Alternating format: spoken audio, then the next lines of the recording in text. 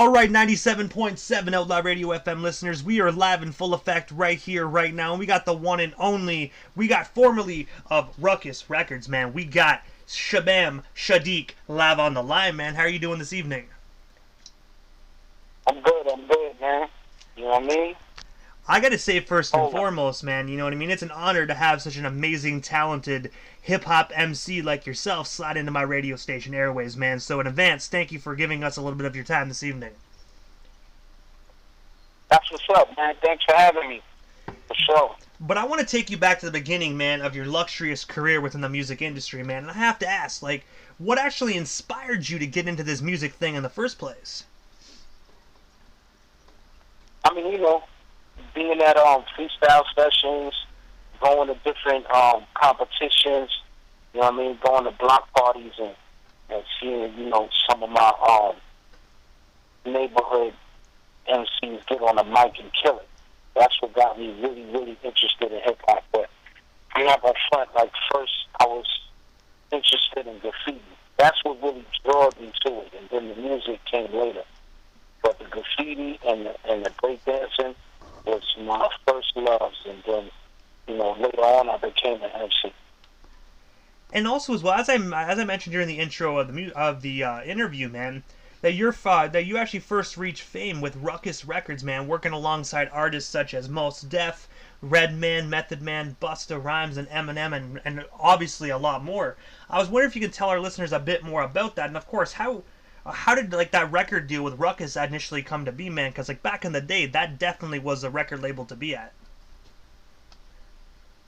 Oh, well, you know, I was putting out independent 12 inches that was garnering attention, and, you know, I had people like Stretch Armstrong and Bobbito was playing it, Martin Moore and Mayhem, and, you know, DJ Red Alert was playing it, so, you know, it just came across Ruckus' desk, you know, and they decided to do the deal. First, we did a couple, you know, 12 inches with Ruckus. You know, singles like Arabian Nights, and, you know, all that stuff that we did on Soundbomb, and, you know, my joint with Eminem and AL Skills and Quest of Madland, and then, you know, stuff like the joints I did with Coco B, Smith & Wesson, you know, and, you know, the rest is history. You know, I was on Pharaoh's album on a remix, of course. And, you know, from there, I just kept it rolling. Even after I left Ruckus, you know, different albums with different labels, you know. I was in Polyrhythmatics.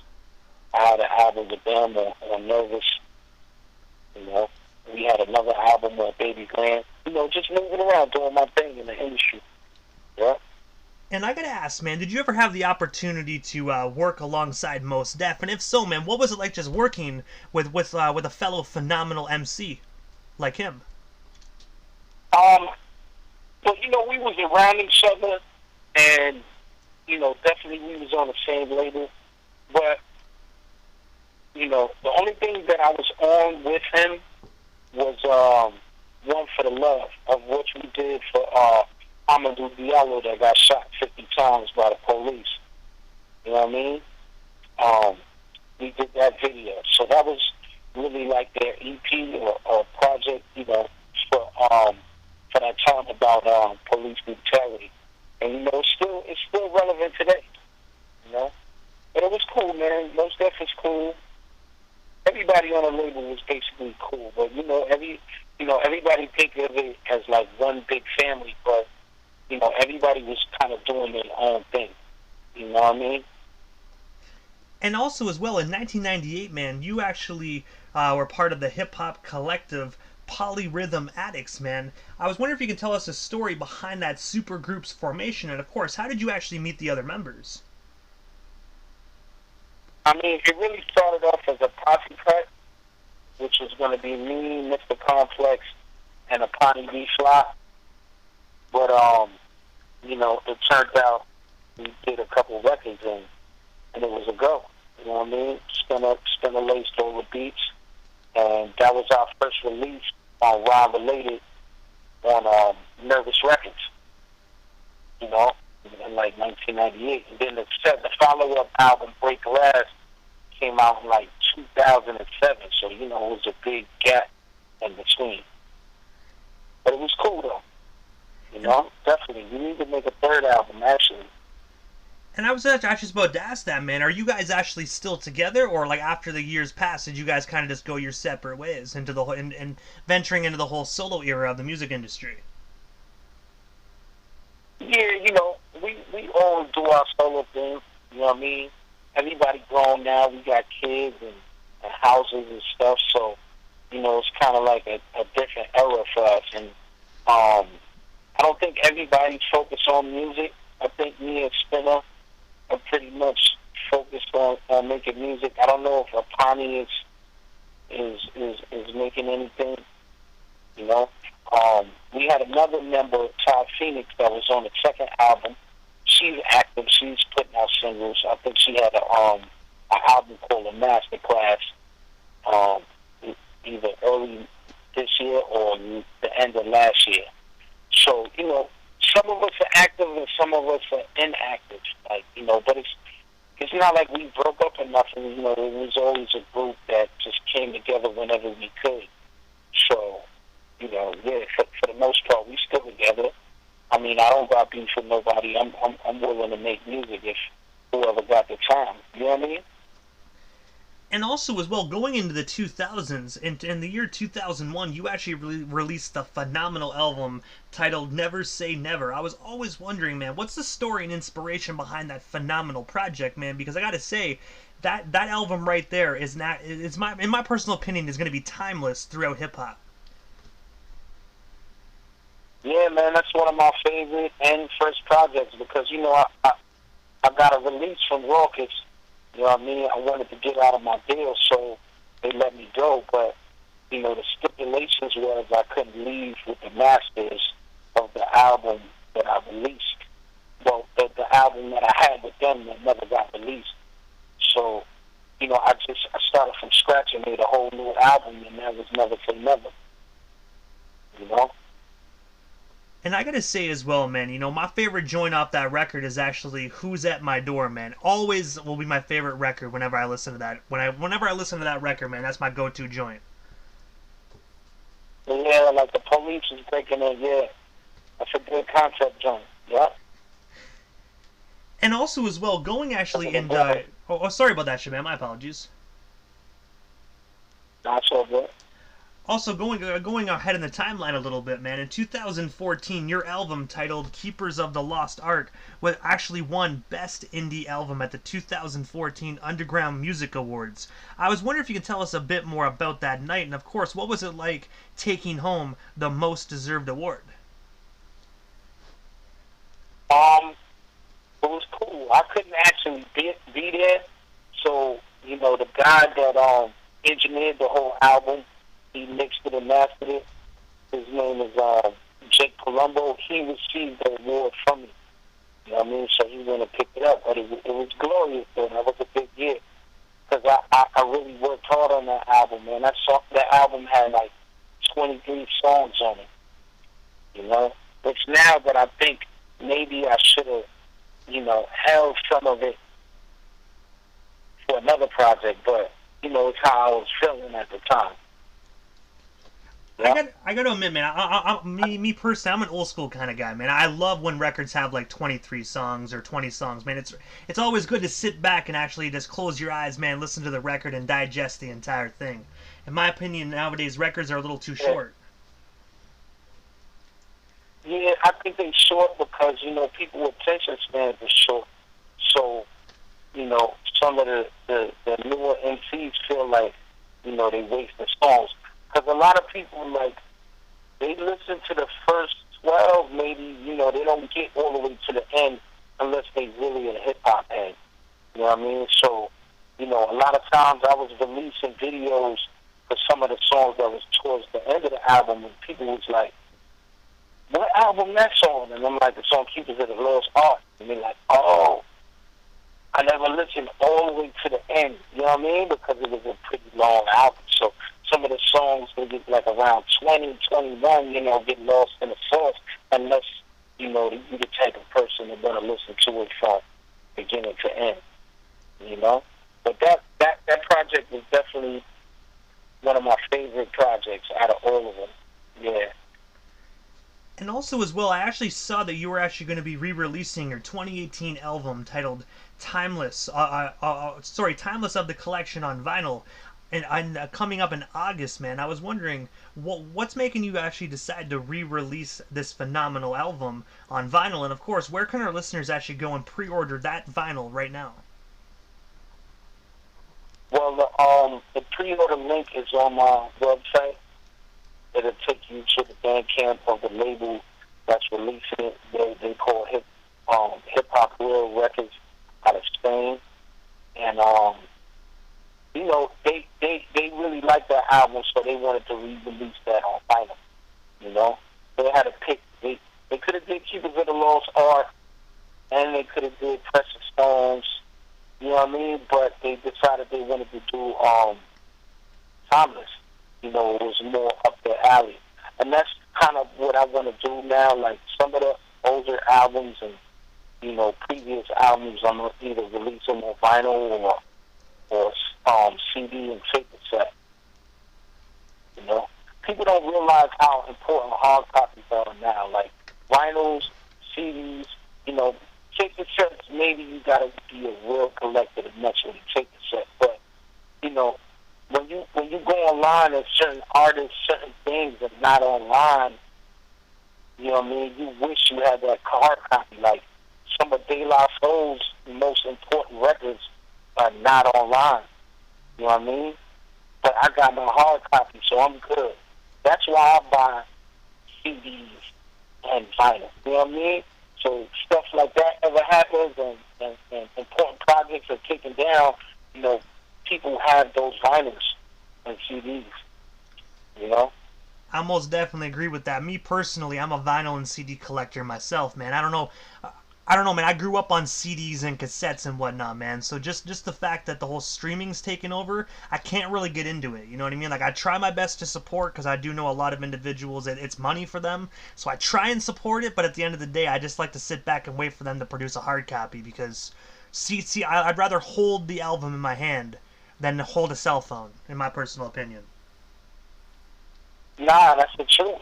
That's the truth. Because I could name a couple albums that's definitely not online, like those early De La Soul's albums. Me and my boy was talking about one of Prodigy albums. I think HNIC is not online. I'm like, you know, but I got the hard copy, so I'm good. I reload that back up into my computer and then put it on my phone. You dig what I'm saying? Like, that's the importance of the hard copy. And really, that was the whole concept about Keepers of the Lost Ark. If you look at the cover was some young kids discovering treasure. And in the treasure was hip-hop artifact. There was a beat machine. There was a mic with a crown. And that's what CDs and vinyls are for me. Somebody discovered a vinyl, you know what I mean, in the rubble, you know, and that was the concept, you know, lost treasures, Keepers of the Lost Art, you know what I mean? And also, I just yeah, hard copies. Oh, so no, sorry, my apologies on that. I was just saying as well, aside from your music, you actually own the popular barbershop out in Georgia called Blade Kings, man. I was wondering, what made you decide to open up your own barbershop? And of course, how can individuals go about booking themselves a cut by the legendary Shabaam Sahdeeq? I got a website. It's called BladeKingsBarbershop.com. You know, anytime you're in East Georgia, you know, I live, the barbershop is 35 minutes east of downtown Atlanta. So, you know, anytime, you could go to either Blade Kings BS on Instagram for barbershop or go to BladeKingsBarbershop.com. Yep. I started cutting basically because when I came home from prison, you know what I'm saying, that was one of the jobs that I was good at where you didn't need a background check. You know what I mean? You ain't need a background check to cut hair, so, you know, I started out to hone in on the barbershop skills. You know what I mean? And I gotta gotta say, man, it's definitely a in smart my thing to do, own. man. And unfortunately, not a lot of individuals nowadays really give people a second chance, especially coming out of prison, man. So it's always good to venture into something like that, because everybody needs their haircut, man. And I gotta say, after COVID, man, you definitely probably made a shit ton of money because everybody's hair was all grown the heck out. Oh yeah, for sure, man. You know what I mean? It's definitely like this is another extension of the hip hop art. Because I feel like, out of the four elements, the fifth element was fashion. You know what I mean? That's the fifth and solid element. Because if you ain't look good or look a certain way, you know what I'm saying, a lot of people wouldn't even pay attention. So the barbershop is a large part of that. You know what I mean? You got to come to the barbershop, get fresh. You know what I mean? Get your gear right. And this is where all the conversations, all the hip-hop conversations and debates go down. So the barbershop is definitely important to the community and the hip-hop community, you know?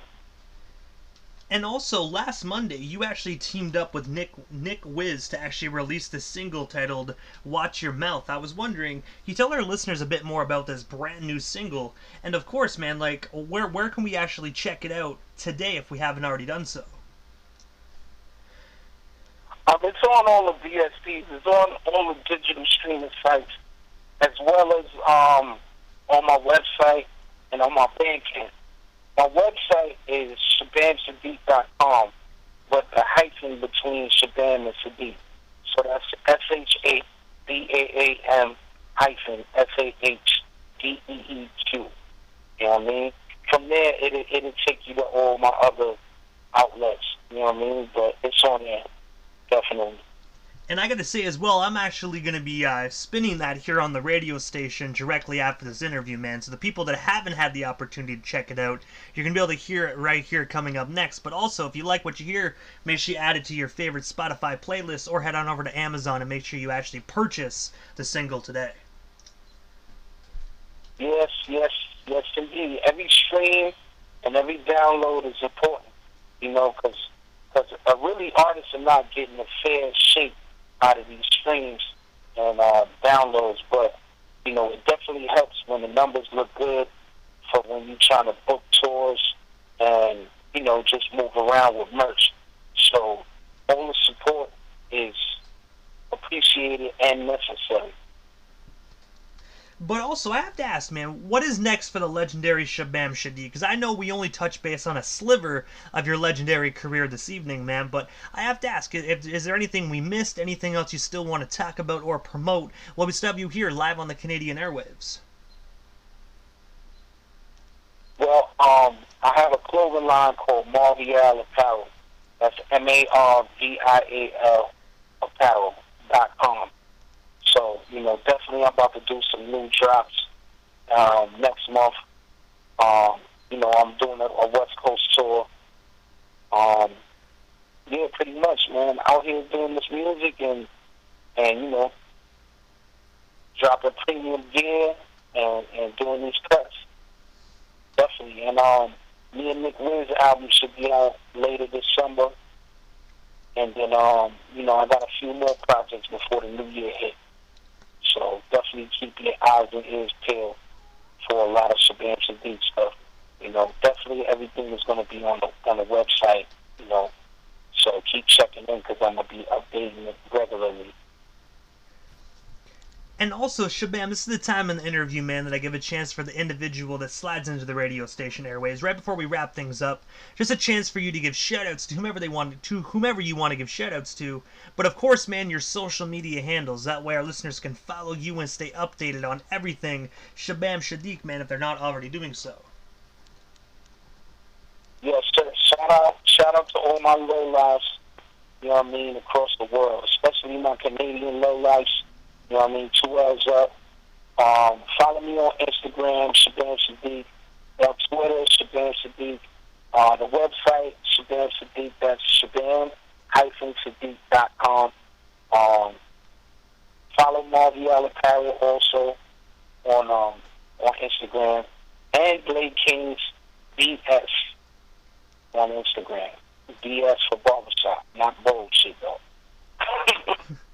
And I gotta say, first and foremost, man, thank you so much for just taking the time out of your busy evening and coming on 97.7 Outlaw Radio FM. Honestly, man, I've been a fan for a long time, so it's definitely an honor to have a legendary individual take over my airwaves, man. I wish you nothing but the best, man, and hopefully down the line we can make this happen again sometime soon.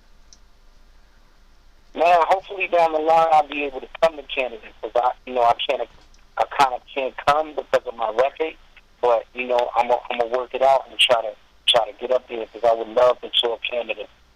Hey, man, I gotta say, it's a beautiful country. We most definitely would love to have you down here as well, man. We need some of that real, rugged, raw hip-hop to take over some stages, man. It's been a long time since I actually had the opportunity to check out a concert, man, due to this whole COVID stuff, man. So I think definitely a Shabaam Sahdeeq concert is definitely long overdue here in Canada.